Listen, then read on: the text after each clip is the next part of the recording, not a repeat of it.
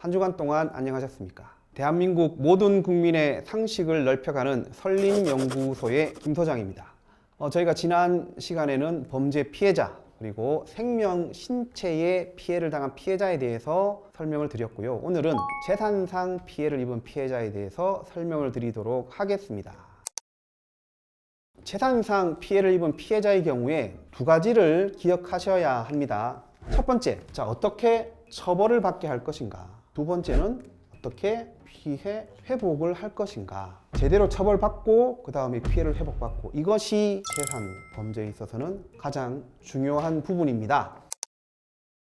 타인의 범죄 행위로 재산상 피해를 입은 범죄 유형은 제일 쉽게 생각하는 것이 사기죠. 그리고 공갈, 횡령, 배임, 이 네 가지가 재산상 범죄의 대표적인 유형입니다. 물론 더 대표적인 것은 절도죄가 있을 수가 있습니다. 그런데 최근에 절도죄로 크게 재산상 피해를 입는 경우는 거의 발생하지 않고 있죠. 그렇기 때문에 절도죄에 대한 부분은 빼고 이 네 가지 범죄를 중심으로 말씀을 드리도록 하겠습니다.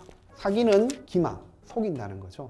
공갈은 법에는 외폭해한다 이런 표현을 썼는데 쉽게 말하면 협박입니다. 협박을 해서 타인의 재산을 취득하는 사람이죠. 그리고 횡령은 조금 다른데, 타인의 물건을 보관하고 있는 사람이 보관의 취지에 안 맞게 딴 데 팔아넘기거나 반환을 안 해주면 발생하는 범죄가 횡령죄고요. 배임은 타인의 사무 처리를 하는 사람이 그 위임의 취지에 반해서 배신 행위를 해서 손해를 끼치거나 하면 발생하는 범죄입니다. 피해자들이 자기 재산상 손해를 입었다는 것은 명백합니다. 자기 재산이 줄었죠. 어쨌든 벌돈을 못 벌었든지 가지고 있던 돈을 까먹었든지 손해를 봤어요. 그런데 단지 그것만은 안 되고 사기죄가 성립하려면 기망을 통해서 재산 손해가 발생해야 돼요. 그리고 공갈이 되려면 협박을 해서 재산상 손해가 발생해야 돼요. 그리고 횡령죄가 성립하려면 보관자가 지위가 인정이 된 사람이 그 물건을 반환하지 않거나 다른 데로 넘겨야 돼요.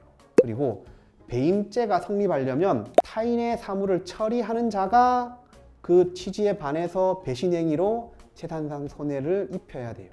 그래서 이러한 각각의 범죄의 특징에 맞는 이 구성 요건에 딱 맞아 떨어져야만이 범죄가 성립을 하고 성취가 되고 기소가 되고 유죄 판결이 됩니다. 요즘 경찰서는 정말 잘 돼 있어 가지고요.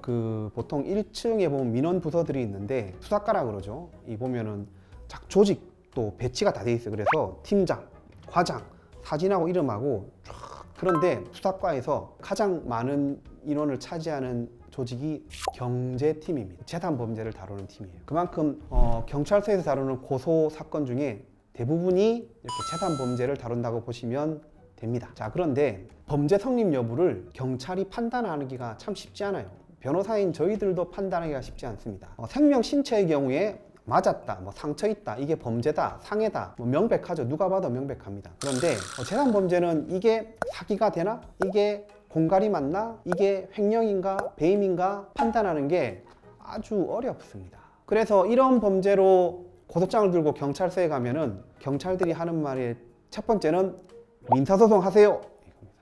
자기들이 판단하기 어렵거든요. 민사소송 하세요. 이게 첫 번째 나오는 말입니다. 민사로 해결하지 왜 이걸 형사로 가져왔냐. 판단하기 어렵거든요. 하나씩 한번 보도록 합시다.